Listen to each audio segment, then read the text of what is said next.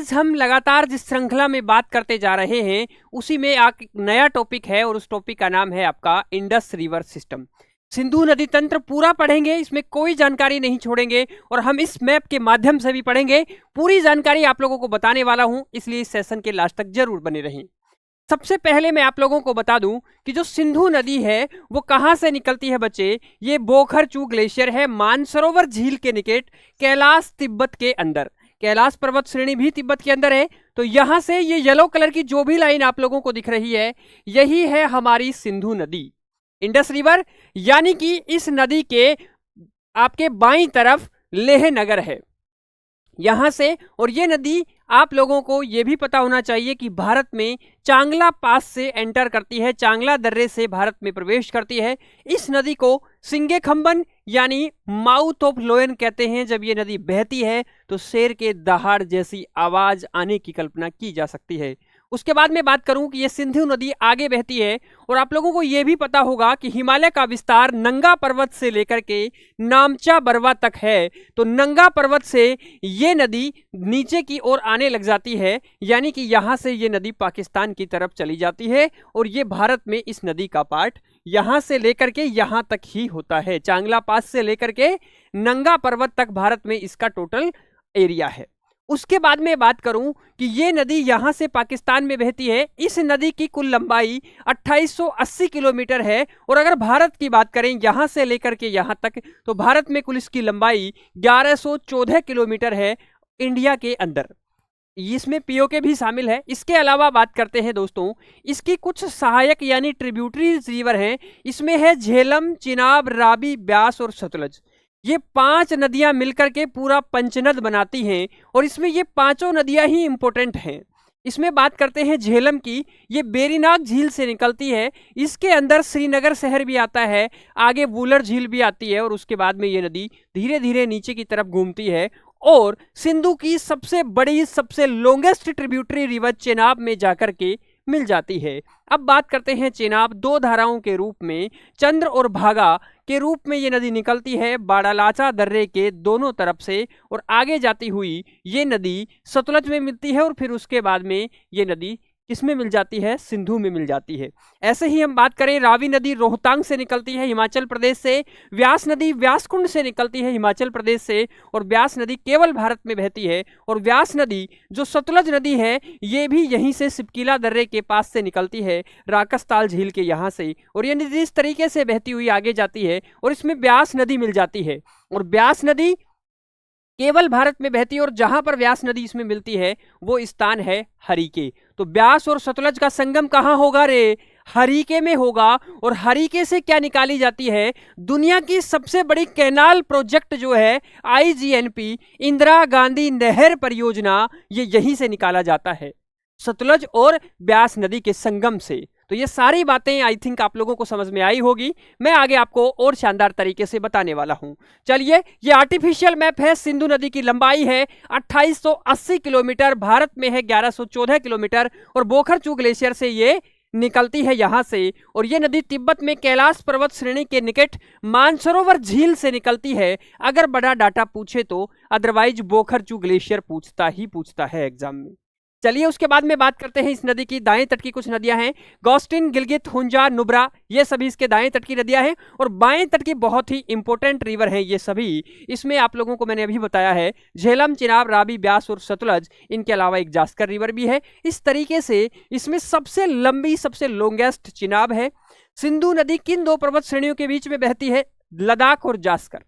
Okay, Ladakh और जास्कर, काराकोरम, लद्दाख, जास्कर और कैलाश, ये 4 पर्वत श्रेणियां हैं। तो इसमें से लद्दाख और जास्कर, इस पर्वत श्रेणियों के बीच में सिंधु नदी बहती है। उसके बाद में बात करते हैं सिंधु नदी के दाएं तट पर शहर। ये सारे फैक्ट वही आ रहे हैं जो मैंने आपको अभी पिछले 30 सेकंड में रिवाइज करवाया था। ये लेह नगर है। उसके बाद में 5 नदियों का, पंजाब की 5 नदियों का संयुक्त रूप से पंचनद कहा गया है और इस पंचनद में 5 नदियां ये वाली हैं, झेलम, चिनाब, रावी, ब्यास और सतलज। उसके बाद में बात करते हैं एक एक नदी के बारे में। झेलम का पुराना नाम है बच्चों वितस्ता और बात करते हैं कश्मीर के वेरीनाग झील या शेषनाग झील से निकलती है, ये भी बताया। तुलबुल, उरी, किशनगंगा, एक ही लाइन में एक ही बार बोलना है, एक ही सांस में। तुलबुल, उरी और किशनगंगा प्रोजेक्ट किस नदी पर है? तो झेलम नदी पर। तुलबुल, उरी, किशनगंगा। उरी एक मूवी भी आई थी, आप लोगों को पता होगा। उसके बाद में इसके ऊपर शहर, देखिए मैंने सारा बताया है लेकिन आप लोगों को क्वेश्चन फॉर्मेट में अब लेकर के आ गया हूं कि कौन सा शहर है जो झेलम नदी के किनारे है? श्रीनगर। इसकी सहायक नदी है किशनगंगा।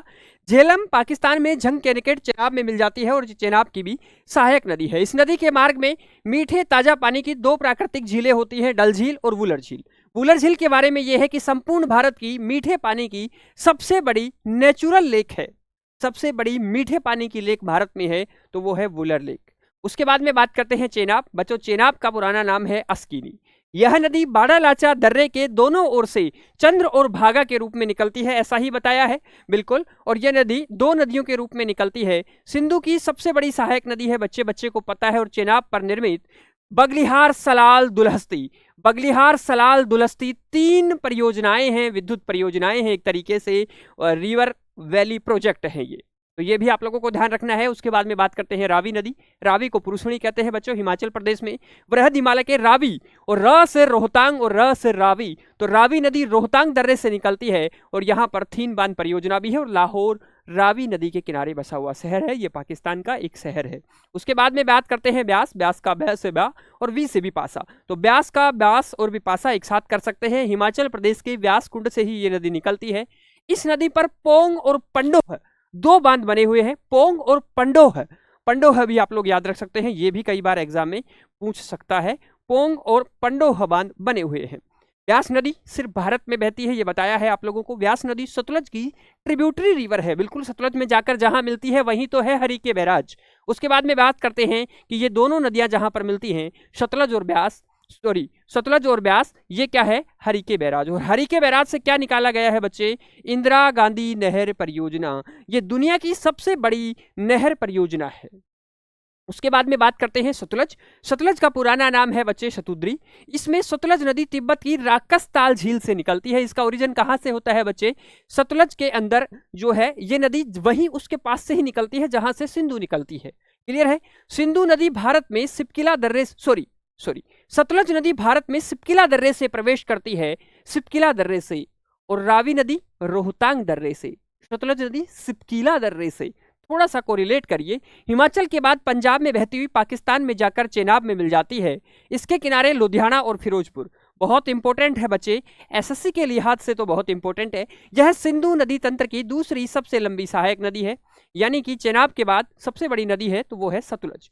उसके बाद में बात करते हैं सतलज और ब्यास नदी के संगम पर हरिके बैराज है, जहां से इंदिरा गांधी नहर निकाली गई है। यह भारत की सबसे लंबी नहर है। और यहां पर बच्चों भांकड़ा नांगल परियोजना, कोलडाम परियोजना और नाथपा झाकरी परियोजना, ये तीनों परियोजनाएं कौन सी नदी पर हैं? सतलज नदी पर हैं। उसके बारे में बात करते हैं। भांकड़ा बांध अलग जगह है और नांगल बांध अलग जगह है। नांगल बांध में कोई लोचा नहीं है, नांगल बांध रोपड़ पंजाब में है। लेकिन बच्चों यहाँ कंफ्यूज होने की स्थिति आप लोगों की आ सकती है कि भांकड़ा बांध होशियारपुर पंजाब में भी बताया जाता है और बिलासपुर हिमाचल प्रदेश में। एनसीईआरटी यही कहती है कि बिलासपुर हिमाचल प्रदेश में है।